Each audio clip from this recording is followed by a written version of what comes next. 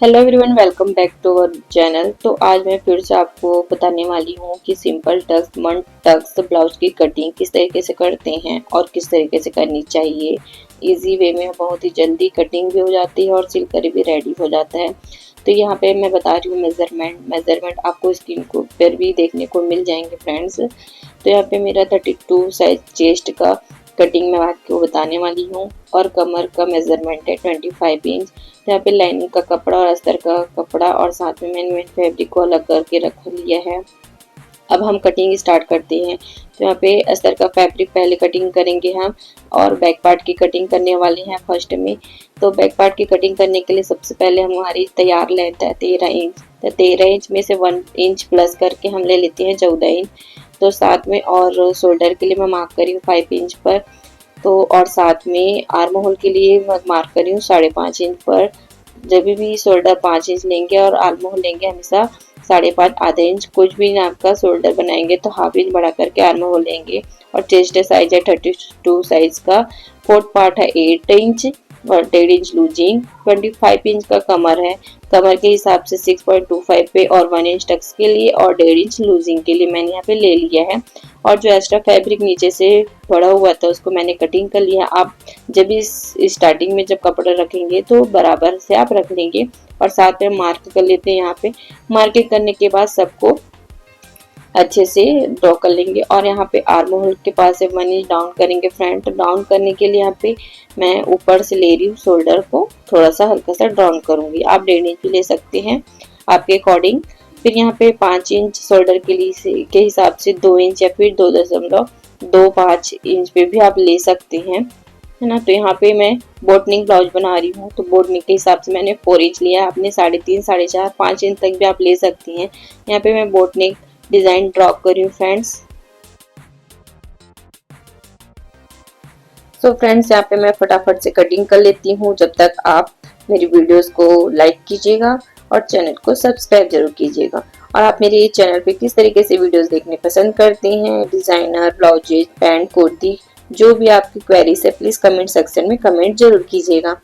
ये रहा मैंने कपड़ा कटिंग कर लिया है। अब ये बैक पार्ट तो कटिंग हो गया है। अब हमको फ्रंट पार्ट कटिंग करना है। फ्रंट पार्ट जो रहेगा हमारा हुक है पट्टी जुड़ेगा, इसलिए इसमें हाफ इंच थोड़ा सा छोड़ करके हम कपड़ा को रखेंगे।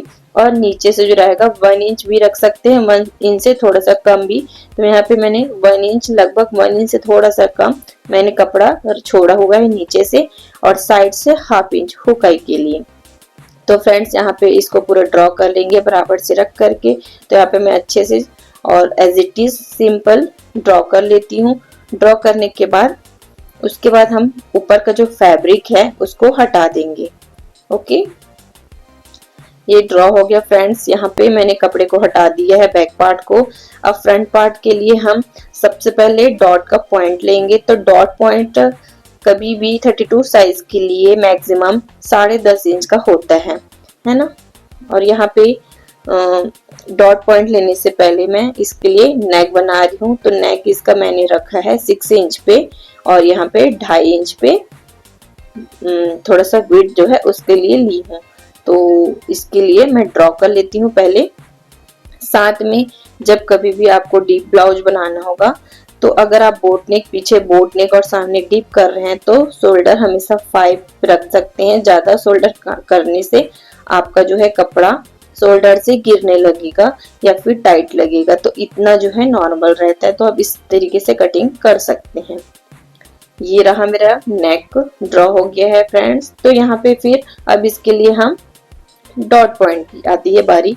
डॉट पॉइंट हमको लेना है। तो डॉट पॉइंट लेने से पहले टक्स भी 1 टक्स का ब्लाउज बना रही हूँ मैं, है ना। तो कभी भी 32 साइज के ब्लाउज के लिए डॉट का पॉइंट हम 10.5 ले सकते हैं। किसी किसी का 10 भी हो सकता है, 11 भी हो सकता है, लेकिन मैक्सिमम 10.5 पे अच्छा होता है। तो यहाँ पे 10.5 पे मैंने डॉट का पॉइंट लिया हुआ है। और यहाँ से आप 4 इंच भी रख सकते हैं, 3.5 भी, है ना। आप अपने अकॉर्डिंग रख सकते हैं। यहाँ पे फिर डॉट बनाने के लिए 1 इंच दोनों साइड में मार्क कर ली हूँ, क्योंकि डॉट जो बनाने के बाद थोड़ा सा पफ क्रिएट होता है।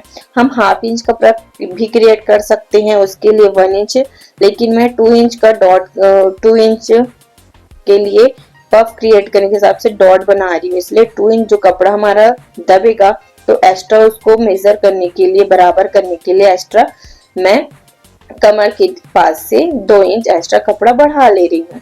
तो यहाँ पे बढ़ाने के बाद इसको एज इट इज ऊपर से हमको नहीं बढ़ाना है, चेस्ट पास से सिर्फ कमर पास से बढ़ाना है 2 इंच कपड़ा, और जहाँ पे डॉट बनाए हुए हैं वहां से हम तिरछी लाइन ड्रॉ कर लेते हैं, क्योंकि वो जब डॉट बनेगा उसके बाद से कपड़ा ऊपर नीचे ना हो, खिसके मत करके इसको तिरछी लाइन ड्रॉ कर लेते हैं। और साथ में आर्म होल जो है हल्का सा डाउन करेंगे, क्योंकि इसमें से जो है आस्तीन ज्वाइंट करने के बाद जो झोल आती है उसकी प्रॉब्लम यहाँ से कम होती है।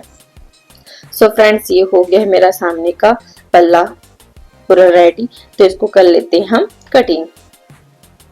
तो यहाँ पे मैं कपड़े को कटिंग कर रही हूँ फ्रेंड, जल्दी से फटाफट से।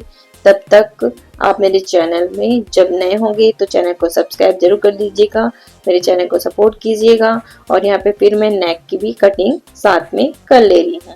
आप अपने अकॉर्डिंग नेक की डिजाइन भी ड्रॉ कर सकते हैं। तो ये पीछे का पल्ला का भी जो नेक का डिजाइन है मैंने ड्रॉ किया है, उसको भी कटिंग कर लिया है। साथ में दोनों पल्ला कटिंग हो गया। अब हमारी बारी है आस्तीन की। आस्तीन नॉर्मल कटिंग रहता है। आस्तीन के जो स्लीव्स की जो डिजाइन है मैं आपको अलग से वीडियो बना करके सेपरेट दूंगी फ्रेंड।